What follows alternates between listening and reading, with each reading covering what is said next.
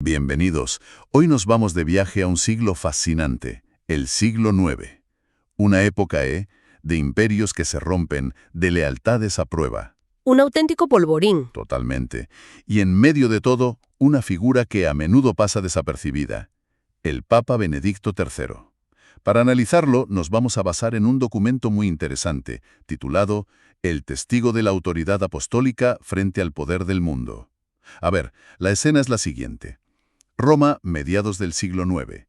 Aquel sueño de una cristiandad unida bajo un solo poder, el de Carlomagno, pues está haciendo pedazos. Se desmorona por completo. Exacto. Tras la muerte del emperador Lotario I, el caos es la norma. Y en plena tormenta, la Iglesia elige a un nuevo papa. Pero claro, el nuevo emperador Luis II tiene su propio candidato.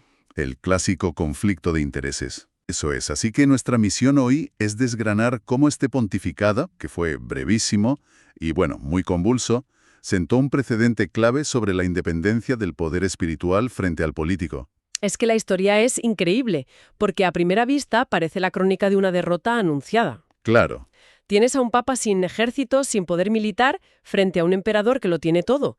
Y sin embargo, lo que vamos a ver es cómo esa debilidad, al menos aparente, se convierte en una fortaleza inquebrantable. Es casi una paradoja. Totalmente.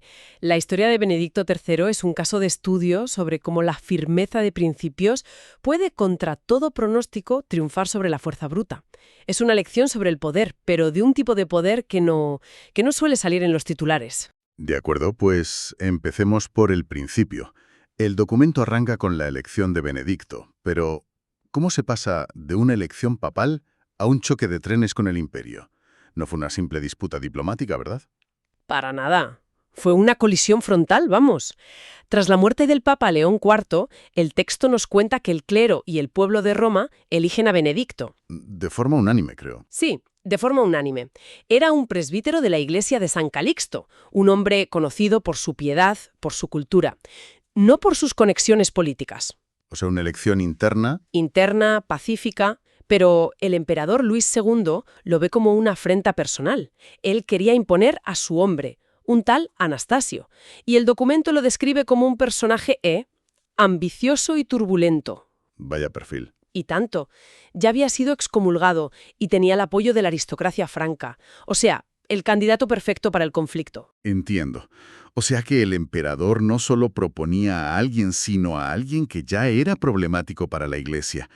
La tensión se ve clara, pero el documento dice que esto escaló a un nivel de violencia física. ¿Qué tan lejos llegaron? Pues llegaron hasta el final. No vinieron a negociar, vinieron a imponer. Los legados imperiales entraron en Roma, se reunieron con los suyos, con los de Anastasio, y con sus soldados fueron directos a la basílica. ¿A la basílica? Sí, donde Benedicto estaba rezando con el clero y el pueblo. Lo arrancaron del altar, le quitaron las vestiduras papales y lo encerraron en un monasterio. ¡Qué fuerte! Fue un acto de fuerza bruta, una humillación pública total, diseñada para aniquilar su autoridad desde el minuto 1. Momento, lo encarcelaron sin más al papa recién elegido.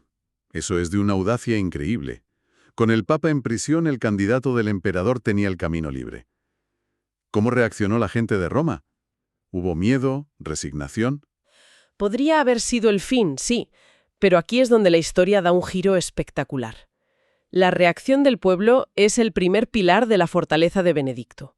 No hubo una aceptación pasiva, ni mucho menos. ¿Se rebelaron? El autor del documento lo describe de una forma muy potente.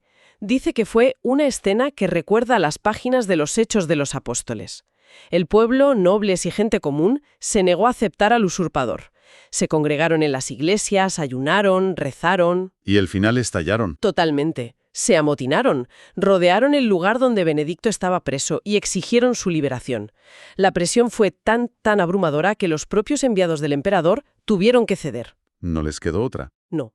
Tuvieron que liberar a Benedicto y expulsar a Anastasio de la ciudad. Es una victoria popular en toda regla. Su legitimidad entonces no viene de negociar con el poder, sino del apoyo de su propia comunidad. Exactamente. Y es un punto en el que el autor insiste muchísimo. Su consagración final en San Pedro, ya liberado, fue un acto de reafirmación. Por eso el texto nos deja esa frase tan rotunda que es casi el titular del día. Pedro no recibe su mandato de los hombres, sino del cielo.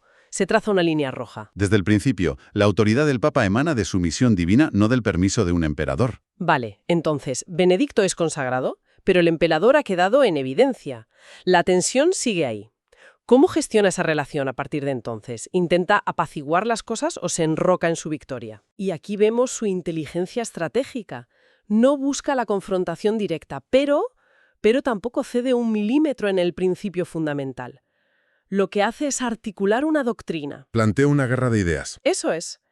En sus cartas a los obispos francos, que eran la base de poder del emperador, él reafirma constantemente que la autoridad espiritual y la temporal son dos esferas distintas, cada una soberana en su campo. ¿Y cómo define esas dos esferas? Porque es un concepto que ha marcado toda la historia de Occidente. El documento recoge una cita de una de sus cartas que es de una claridad asombrosa para la época. Escribe: «El emperador gobierna los cuerpos, el papa guía las almas». ¡Qué bueno! No hay contradicción cuando ambos sirven a Dios, pero hay peligro cuando uno pretende dominar al otro. Esto es crucial. No le niega el poder al emperador, al contrario. Se lo reconoce. Le reconoce su autoridad sobre los cuerpos, sobre lo temporal, pero traza un límite infranqueable en el gobierno de las almas, en la fe. Con esto, está sentando las bases de siglos de doctrina sobre la independencia de la Iglesia. No busca la guerra, define el terreno de juego. Me llama mucho la atención que, ante toda esta violencia, esta conspiración, el documento insiste en que la respuesta de Benedicto fue la mansedumbre. Para nosotros hoy, mansedumbre suena a pasividad, casi a debilidad. ¿Cómo puede ser eso una estrategia efectiva? Es la gran paradoja de su pontificado, y el núcleo del argumento del texto. Su estrategia, digamos, no es de este mundo. El autor nos da otra cita que es una auténtica declaración de intenciones de Benedicto. Quien no puede resistir con la espada, vence con la paciencia. Vaya, él entiende perfectamente que no puede ganar una batalla militar o política en los términos del emperador, así que cambia el campo de batalla al único terreno donde él es más fuerte, el espiritual. ¿Y qué significa eso en la práctica? Rezar y esperar. Es mucho más profundo. Si lo conectamos con todo, vemos la dimensión teológica de su actitud. Se basa en el ideal evangélico de que el poder se realiza en la debilidad. Claro. Mientras sus enemigos usan la fuerza, la fortaleza de Benedicto, según el texto, es la oración, la perseverancia, la integridad moral. El autor llega a comparar su silencio, su negativa a responder a la agresión con la misma moneda, con el silencio de Cristo ante Pilato. Ah, es una comparación muy potente. Muchísimo. La idea de fondo es que la verdad no necesita defenderse con violencia, porque su autoridad viene de otro sitio. Al adoptar esta postura, desarmó moralmente a sus adversarios y le devolvió al papado una dignidad puramente espiritual. Es decir, que justo en el momento en que podría haber sido reducido a un simple capellán del emperador, él reafirma la autoridad única de su cargo, precisamente renunciando a las herramientas del poder terrenal. Es un movimiento totalmente contracultural. Totalmente. Una jugada maestra de resistencia pasiva, pero con una carga espiritual inmensa. Demostró que la verdadera autoridad no se impone, se reconoce. Todo este drama político es absorbente, pero un pontificado, por breve que sea, no puede ser solo resistir a un emperador. Tuvo tiempo Benedicto III de ocuparse de la vida interna de la Iglesia, de su labor como pastor. Sí, y es un punto que el documento subraya para mostrar que no era un simple político con sotana, era un pastor de verdad. A pesar de la crisis. Exacto. A pesar de que esta crisis consumía una cantidad enorme de energía, no descuidó sus deberes. El texto enumera varias cosas. Reforzó la disciplina del clero, que era un problema endémico, que siempre lo es. Impulsó la restauración de iglesias en Roma, que habían sido dañadas por los sarracenos. Y sobre todo, mostró una preocupación constante por los pobres y los peregrinos, los más vulnerables. Parece que intentaba construir desde dentro, mientras por fuera todo eran amenazas. Exacto.